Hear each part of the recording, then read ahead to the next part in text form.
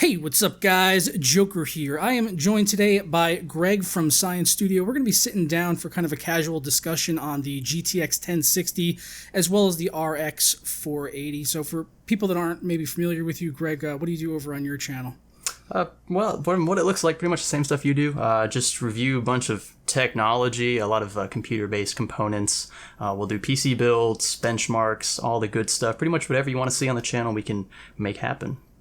Yeah, we pretty much, both of us have kind of been doing similar content around like the 480 and talking about a lot of the same topics. So that's kind of how we came together. I was like, let's get together and do a video and kind of discuss what's going on right now with the 1060, because it's pretty exciting right now, this whole mid-range market, which usually doesn't get as much attention as we're seeing right now. And that's thanks, I think, in part to the RX 480 here, just being at that $200 sweet spot. If you're going for the 8 gig, $239, I think MSRP.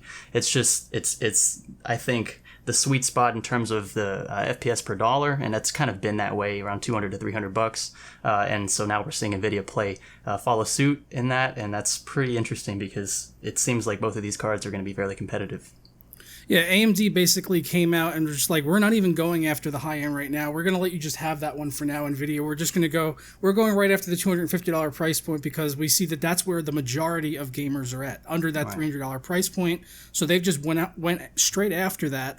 And now just a couple of weeks later, we see NVIDIA come back with a counterpunch with the GTX 1060 at $249, which is like right there. Yeah, they didn't let it last long, did they? The AMD fan raid was there for about 2 weeks, and there were a bit of controversy involved with the card and the power issues and all that, but that seems to be a very isolated issue.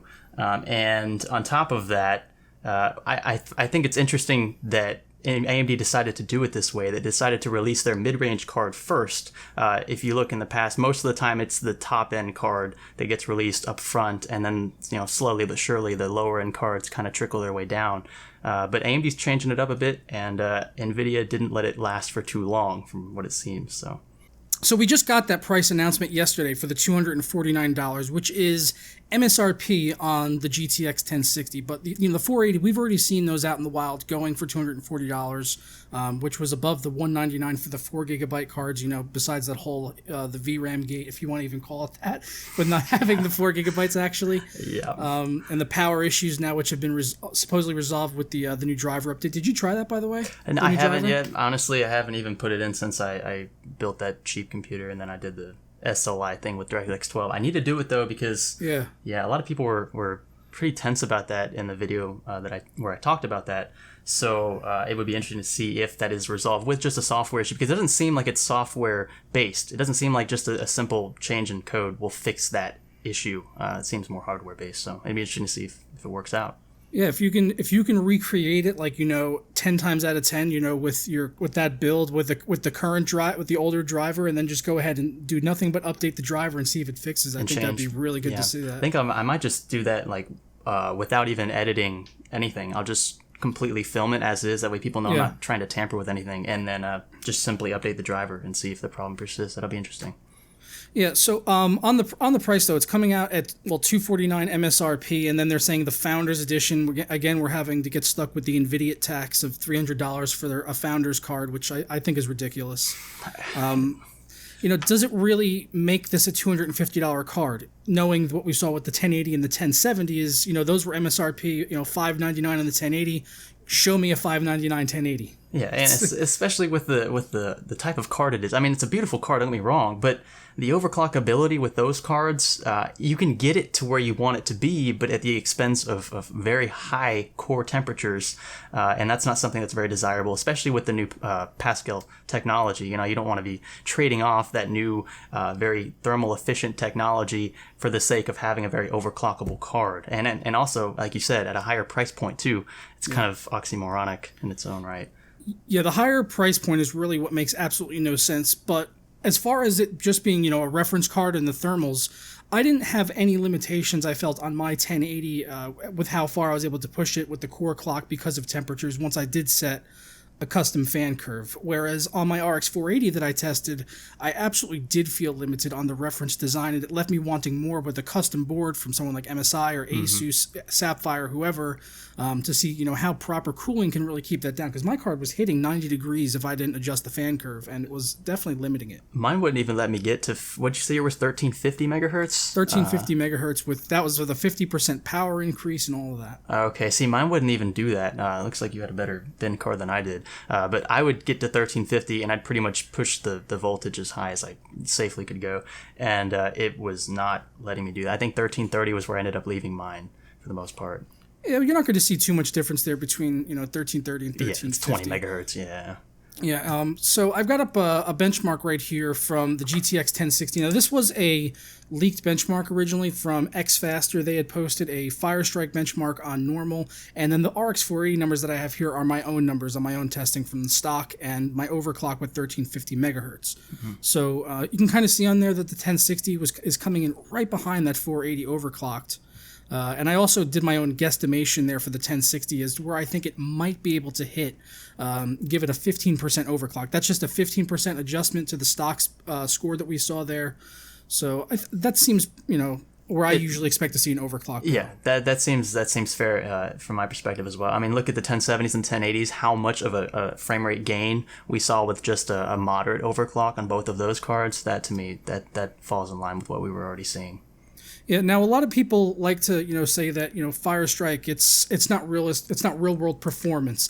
But what I like about it is I do think it is a good apples to apples kind of like GPU ranking to kind of just find out where the core performance is on DX11 anyway. It's essentially a heaven benchmark, I would say, without the frame rates. It's still pushing the GPUs to their limits. But I guess it's gauging the performance in a different way. It's not basing it on frame rates, it's basing it on an overall score, which I think is derived from frame rates anyway, if I'm not mistaken. So the end result's really the same, I would say. Yeah, and with those custom coolers coming, we had seen some rumors already that the custom coolers on the 480s with overclocks and even water, they were talking about getting up to like 1.5 gigahertz on water. Yeah. So this was only at 1350. So how much further is that yellow bar going to move over to the right once we get custom coolers on there? Exactly, yeah. And you know the 1060s are going to be great overclockers to begin with. So, you know, with those custom coolers on there, I think, with respect to both brands and both cards, I think that it's going to be pretty close, at least from what we're seeing so far. Both of these cards have good overclocking potential, at least from what it looks like for the 480 when it comes to custom coolers. And we have some pictures of custom RX 480 coolers, and they look pretty awesome. They look very effective as well. Yeah, we've seen some of them so far. We got some up here from Power Color with their Devil cards, which are usually like just the ridiculous overclocker cards. They usually have like custom BIOS and cooling, custom PCBs, everything on those cards. We got one from Gigabyte and MSI as well, Sapphire. So there's a lot of custom boards coming out, and I think that's really what we're going to need to see to get the full picture of the RX 480 and see what it can hit. Yeah, and that's what a lot of people are saying just in comments on my videos alone. You know, it's difficult to gauge the performance of a card based on its stock cooler, its reference cooler, and so that's why we're looking forward to this stuff for the most part. It's just because then we'll see really how far these things can be pushed, because most people are going to just purchase these cards and they're going to throw them into their rigs. Some of us will overclock, try to push them a little further, but for the most part, what you get is what you put into your rig and what you play with. So these out-of-the-box overclocks for both of these cards should bring things up quite a bit in terms of the graphs we were just looking at. Yeah, and just, you know, even if the card's, you know, coming at like the $250 to $300 here on the 1060, they're saying it's, you know, going to be like 980 level performance, which is pretty close. That's pretty close, fairly accurate, I think. Mm-hmm. The 1060 is kind of looking like a heavily overclocked 970 or a stock 980 maybe. Yeah, and we have the graph that you had, right? The Firestrike one. What's the one that has the 970 graphs on it? Oh yeah, we've got that up here. So yeah, this is kind of showing some graphs. I'll wind up overlaying this here because it's really hard to see for people. But this is kind of like, this is basically all the benchmarks that I did in my review of the 480 versus the 970, which you could see it's really close. The games where the 480 pulls ahead by a lot is really the DX12 titles. That's otherwise it's usually very neck and neck, with the 970 winning in some games. Yep, and this looks to be in line with what we're expecting from NVIDIA's 1060 as well. If they say it's on par with a 980, we're going to assume that's kind of like a stock 980. They're not going to compare it to an overclock 980 because that would be that would just do themselves a disservice. So if we say stock 90, we know that severely overclocked 970s will approach 980 territory. So if that's true, what they're saying, then it looks like the 1060 will be very close to the RX 480 with these games here that you've already tested. Yeah, and like I was mentioning, the ones where it really pulled ahead by a lot more was DX12, and that's the future. That's the future is DX12. We just saw today that there was a patch brought in for Rise of the Tomb Raider where they added in it already had DX12, but now they've added in async compute support. So in that type of testing, you should expect to see AMD cards pull ahead, and that's because they actually have it at the hardware level. Exactly, hardware-based asynchronous compute, and it's interesting. We were talking about this earlier. The Tomb Raider, that game was bundled with the 970 and I think the 960, maybe a few other NVIDIA graphics cards in the past. But it's nice to see the developers not being, I guess, biased in that way, because we do know, it's pretty obvious at this point, asynchronous compute favors AMD, and it's because it's on the hardware level. So it is good to see that they're extending that DirectX 12 support. This is the way of the future, folks. I mean, these games are only going to be DirectX 12 based in the near future. So it's good to see that they're starting to add these to games that have already been released on both DirectX 11 and 12 platforms. Yeah, now I don't really know how far back, hardware level async compute goes for AMD, but someone had raised an interesting question to me yesterday. Do you think that this is maybe because they've already been supporting Mantle from the beginning, whereas NVIDIA they didn't do that, and so maybe they're kind of playing catch up on that sort of with low level APIs. That could be the case. I mean, look at the 290. The 290X was outperforming the 980 Ti in DirectX 12 titles. I mean, this goes back 5-6 years, and this was before DirectX 12 was even thought of being put into games like this. So it goes back quite a ways. We're looking at Hawaii GPUs for the 290 and the 390X and all of those. So it looks rather daunting for NVIDIA at this point, unless they say they can fix this issue with software. Again, this is kind of similar to the power issue with the RX 480, the PCI power draw issue. They're saying that these things can be fixed with software, but software only goes so far. You can't change actual components on PCBs with software. So, I'm not sure if I'm not an expert in asynchronous compute, but I don't believe that it's going to be strictly software fixable. I guess is what I'm trying to say. No, they've basically kind of been able to just put up like a patch. This is like a Band-Aid for their cards, so that they can actually run these games and have them look the same, because there was even with the I remember with the GTX 1080 there was that press driver that they had showed against the RX 480s in Crossfire, and the games actually looked different, and it's because it was being handled differently in the driver by NVIDIA. It's since then been fixed, and it should be at least looking relatively the same, but the way that these cards actually handle it is completely differently. It's apples and oranges. And when you can actually see the difference in gameplay, that there's just such a wide divide right now currently with the two technologies, and hopefully NVIDIA can start filling in that gap when it comes to asynchronous compute in DirectX 12 anyway, because AMD clearly has a lead in DirectX 12. So we'll see where it goes. Hopefully the high-end 1080s, 1070 cards can catch up via software, but I have my own personal doubts about that claim. It just doesn't add up to me. So, given the information we have right now, and if we were to, kind of speculate with the aftermarket cards, if the 480 and the 1060 end up being really, really close with aftermarket cards and overclocking, all things considered, where would you want to go with one of those cards? Would you want to go with the 480? Let's say even if it's slightly behind, would it be worth it because of DX12 coming in the future? Yeah, it depends. I would have to look specifically at DirectX 12 titles and how big of a lead the RX 480 has over the 1060 in that regard, or in those regards. Personally, I'm a fan of NVIDIA software. I love NVIDIA software. Shadowplay's great. I love their GeForce experience. Yeah. I guess it's just going to come down to preference. Personally, I think I would still go with the 1060.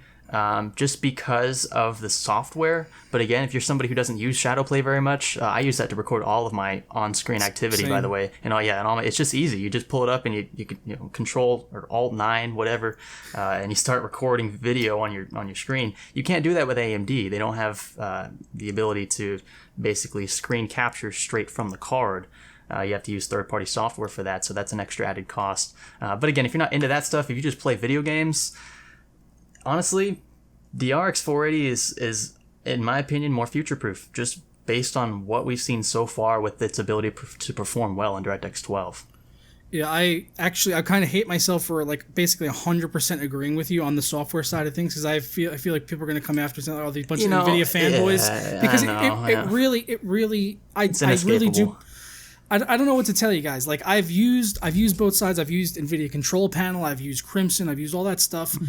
Personally, I enjoy my user experience within the Nvidia drivers more. Yeah, I mean, being labeled a fanboy is just something that seems to be going around a lot on YouTube. And it's just, I guess, a retaliation to, well, you don't agree with me, so therefore you must be a fanboy when it comes to video cards at least, or maybe even CPUs when Zen's released. That should be interesting. But for the most part, it is entirely subjective. So whether or not you enjoy Crimson drivers and Crimson software, or you enjoy the GeForce experience, it's just preferential. There's nothing wrong with favoring one or the other. And look, we're both we're open about it. We're not hiding it. But that doesn't make us necessarily fanboys. I mean, if that's what makes us a fanboys, I guess that's what we are. Yeah, because I've said this time again is I do not care what the brand is on the side of the card. I really don't. It's just got to be what I want, you know. Yeah, it has to cater to my needs as a user, and if I'm put in a situation where AMD and Nvidia are just neck and neck, side by side. Personally, I'm going to choose Nvidia because, well, right now I've got G-Sync monitors, so I do feel kind of locked in as a result of that. Yeah, exactly. And then also, I prefer their software, and Shadowplay is great. I can record my games with almost no performance impact. Exactly. Yep. Yeah. That's kind of the state of. I guess that's my state of mind currently. RX 480 does look to be a very compelling choice right now. I would never fault you for purchasing a $250 card that performs around the 980 performance. But at the same time, if you're somebody who does a lot of screen recording, or you tinker a lot with the NVIDIA software, and that's what you enjoy doing more than the Crimson side of things with AMD, I don't know, the Gaming Evolved, I guess that's the software they use for that, and then Plays.tv. It just depends. I like the refined, clean-cut look of the GeForce experience, but you may not, and I might be a fanboy for liking that, but so be it, I suppose. I agree with you, though. I think for creators, it can be a little bit more useful to have NVIDIA, but recommending cards for like consumers out there that are just straight wanting to buy cards and wanting to future-proof and are concerned about DirectX 12, then exactly the 480 may be the better way to go. Now, this is just remember though, this is based on speculation. We don't even have a 1060 yet here to test, so this is just us talking about what's coming in the future. Exactly. And and we already know that the 480s. While I wouldn't recommend anyone buy two 480s versus a higher power card, they do support Crossfire. But on the 1060 side, we've actually seen some interesting, from the images, they've got no SLI fingers on there. So people are saying, no SLI support, which is very interesting to see. NVIDIA hasn't yet said if the SLI bridge will be removed and everything will be transferred to the PCIe slot. It's just, from what it looks like, they're not going to have an SLI bridge, and they're kind of leaving us hanging at this point. Will the 1060 support SLI? Kind of up in the air. Yeah, we've seen things in the past about NVLink, but I highly doubt that they would introduce that here at their lower end card on something like the GTX 1060. They would have done on the 1080 if they were. Yeah, that would have been big if they did that, and they would have played that up huge. They wouldn't have done it with this, silent, almost paper launch here of the GTX 1060. Exactly. That's kind of something I wanted to bring up, is because they've had a lot of supply issues with the 1080 and 1070. The prices have been astronomical. As a result of their paper launch. Yep. Do you view what's happening right now with the 1060 as a paper launch? Because I personally do. Yeah, of course. I think the 1060 appeals to a wider audience. The people who purchase the 1070s and the 1080s are going to be your more hardcore gamers, or people who game in 1440p or 4K who have those monitors already and want to enjoy the experience in those higher resolutions. But for the most part, I think it's safe to say that the 1060 will appeal. But for the most part, I think it will be safe to say that the 1060 will appeal to a much wider audience, and that does beckon the concerns of availability, price hikes. Think about it. When you choke the supply, demand is way up here, and you don't have enough cards. The prices are going to be very high for the cards that are available, what little they will have. Yeah, and on the topic of maybe not having enough 1060s available at launch, I just want to really quickly quote an article over on AnandTech where they were talking about the 1060 yesterday. They said, in practice, NVIDIA has been receiving/processing GP106 for months, so the formal launch of the GTX 1060 doesn't change anything, but it nonetheless hints that NVIDIA is struggling at some point in their supply chain to meet demand. So based on that, it sounds like they may struggle with this card just as much as they did with the 1070 and 1080. And, you know, I had kind of thought maybe that was because of DDR5X on the 1080, but it's been trickling down into the 1070 also. Yep. I mean, look, the company, right underneath that sentence you just finished up reading, officially the company has stated they expect broad availability of the card and that they are ramping up supply really fast, quote unquote. But it's definitely a case where we're going to have to wait and see. And that's kind of the same thing that they were saying about the 1070, 1080. Obviously, both of those cards had a lot of exposure before you could actually purchase them, except for those who had review samples already.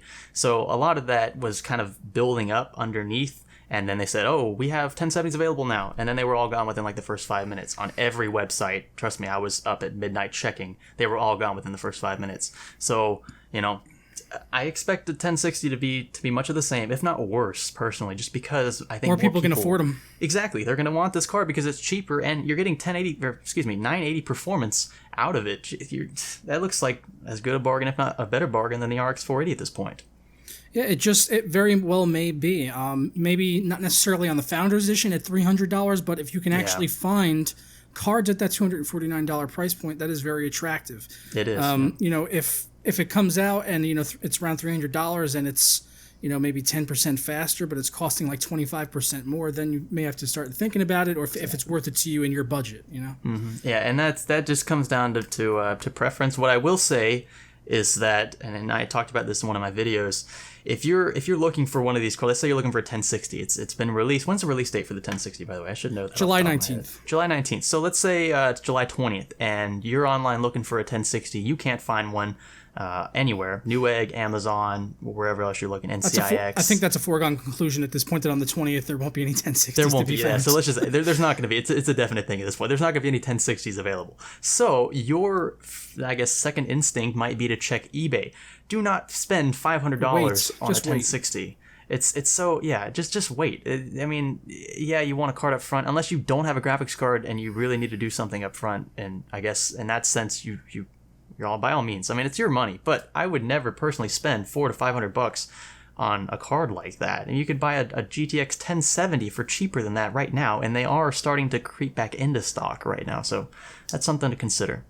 Yeah, and plus once this comes out and we see the performance, you're going to see the price of those other cards like the 980s and 970 used pricing is just going to drop. Exactly. Especially when you go to eBay and you're looking at those 1060s for $500, just do another search for the GTX 980. Exactly. and you'll find it at like probably more than less than half the price of that. So yeah, it's not as relevant now, but I released a video about the 980 Ti. I mean, the gold edition from MSI, which is a $550 card, was going for $420. Yep.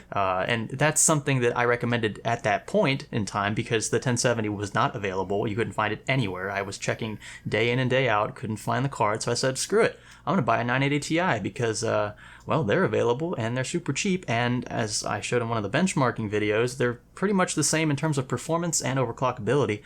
So, I mean, consider that. Like you said, look at the 980s, look at the 970s even. You can get an overclocked 970 that'll perform on par with some of the 980s out there. So, you know, look at those before you spend $500 on something that is not worth that price at all.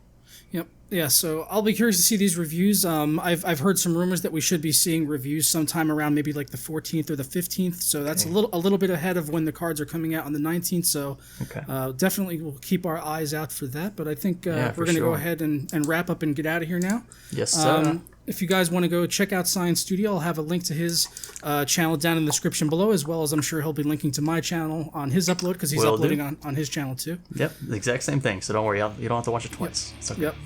You guys can watch it twice if you want. Watch it here. If you want to help us out. Watch it there.